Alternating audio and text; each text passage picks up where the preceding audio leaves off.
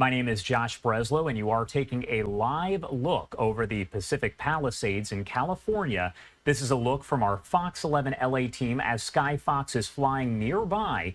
This is just one of the many images that we do have, and I want to get you to the latest details. Again, all of this coming in from CAL FIRE, as at least 11 people have died and thousands of structures have been burned as those wildfires spread across the LA area over just the past several days.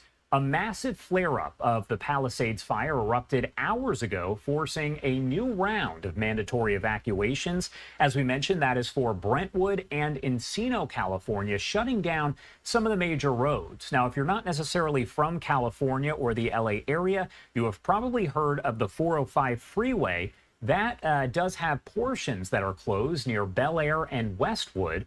5 deaths confirmed from the Palisades fire, which broke out Tuesday and has burned through more than 21,000 acres in and around the Pacific Palisades. Also important to note that as of right now at 6 a.m. Pacific time, that curfew has officially been lifted by the LA County Sheriff's Department. Not clear just yet, though, if that will be in effect again later on tonight. We'll keep you updated there as we do get more details coming in from officials.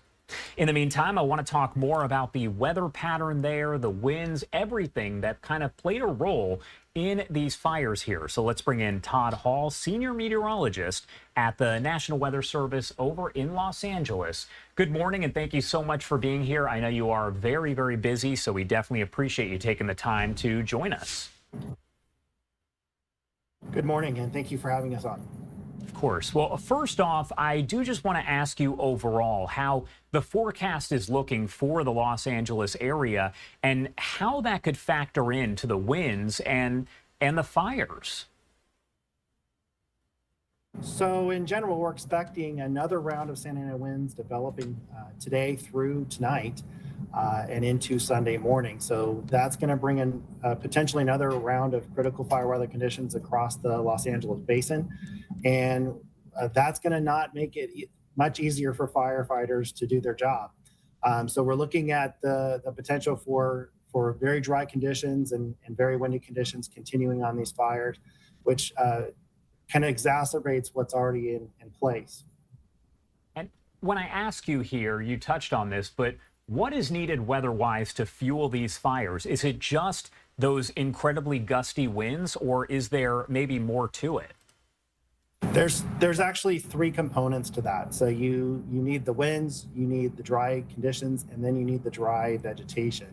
As far as the downtown Los Angeles area, we've actually received less than a quarter inch of rain since May, and so we have very dry vegetation already in place, and now we're throwing on top of that warmer than normal and dry conditions with gusty winds, potentially between 45 and 65 miles per hour this afternoon through Sunday morning. And you talked about the dry conditions. Is California, this area specifically, officially in a drought? Well, the governor of California actually makes that call to declare if California is in a drought or not. We've definitely had a very dry weather pattern in place for the past 8 months. So that is very concerning for our fire partners that we work very closely with across Southern California. And that's why last week, we issued a particular dangerous situation for our red flag warning, because we have very dry fuels in place, very little rain. And then last Tuesday and Wednesday, or earlier this week, Tuesday and Wednesday, we had winds in excess of 60 to 80 miles per hour on top of these fires. When you look at these fires a little bit further, the question that a lot of people have asked is this wildfire season? And I don't know if you can really speak to this, but is this when you would normally see wildfires kind of breaking out in places like California and surrounding areas? Or is this something, I don't know if you would say, unheard of? Is it different? I'm a native Californian, so pretty much I always look at fire season can happen any time of the year due to growing up here. But normally our fire seasons typically run from about anywhere between May to October, and sometimes even into December. We've had some rare instances where the fire season has gone into January. So if you go back to 2007 and 2008, that year we actually ran our fire season into January. So what is a little abnormal is having the amount of strong Santa Ana winds that we've had within the past week or so. So this is kind of an abnormal type pattern, but typically Santa Ana winds, they peak between December and January. That's when we typically have our strongest events. But because we normally have rain by January, we typically have a little more moisture in our vegetation to deal with these Santa Ana winds. And we're taking a look once again from Skyfox in LA. This is our Fox 11 LA team. You can see one angle of a fire burning right there. We also have this image coming in, I believe, from the Associated Press that shows a different angle. What goes through your mind? You mentioned you are a native Californian. What goes through your mind as you're kind of watching this? It's heartbreaking. I mean, as far as all of us here working at the National Weather Service, we take this pretty serious as far as doing a public service, and this is our community too, and we are all affected by this tragedy that's taking place, and there's a lot of iconic businesses and homes that have been destroyed in these fires. So we take it to heart, and our hearts go out to all the residents that have lost loved ones, lost their homes and businesses with this. In addition to our thoughts are all with those that are fighting those fires, are the emergency services community that's actually responding to these fires. How does all of this, and this is something that comes to mind when I think about something like this, and maybe a lot of people think about it, maybe they don't, but how does this impact the air quality? Because maybe people who aren't necessarily in danger of having, let's say, their home burn, their business burn, they're still likely, if they are in the area, to be impacted possibly by the air quality, right? That is correct. We work very closely with our air quality partners here in Southern California, and in this area, South Coast Air Quality Management District manages the air quality. But as far as they've relayed a lot of their smoke advisories through our air quality alerts over the last several days. And so we've seen air quality index values in excess of 300 and 400 with these wildfires. So that's very unhealthy air quality that we're seeing across the Los Angeles basin.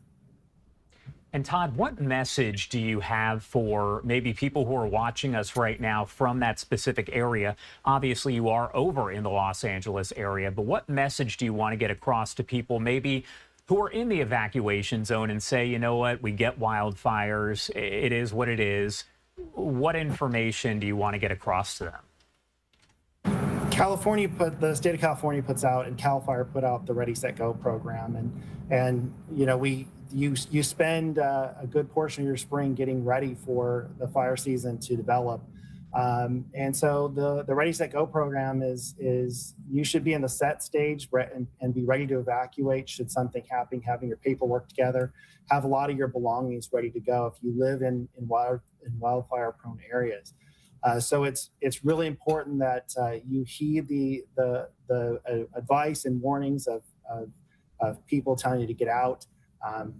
This is very important to us. We're trying to save your life, and also that you delaying getting out also delays firefighter personnel getting to other people's homes in your home. So because they have to take time to help you and help you evacuate or convince you to evacuate. So I just want to make sure that people just listen to authorities and follow the directions, and please leave when you're asked to do so. All right, Todd Hall there with the National Weather Service over in Los Angeles. Thank you so much. I know you're busy, so I definitely appreciate you taking the time to be here. Is there anything else that you want to add before I let you go?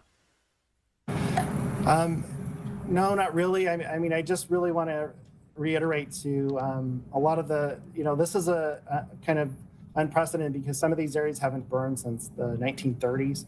from what we're seeing as far as so a lot of this vegetation has not burned for a long time in some of these fires. So we're seeing a lot of this is like the activity we're seeing this morning is really, there isn't much wind on it currently on these fires, but it's burning in vegetation that hasn't burned for a long time. So, and we have very steep terrain in Southern California. So we're one of the few places in the United States that goes from sea level to 10,000 feet, all within about a 30-mile stretch. So we have very complex terrain, and that's something that really adds a different component to fighting these fires. And it's a hard work for a lot of these firefighter personnel working on these fires. All right. Todd, thank you again for taking the time to be here with us. We definitely appreciate it. Thank you so much.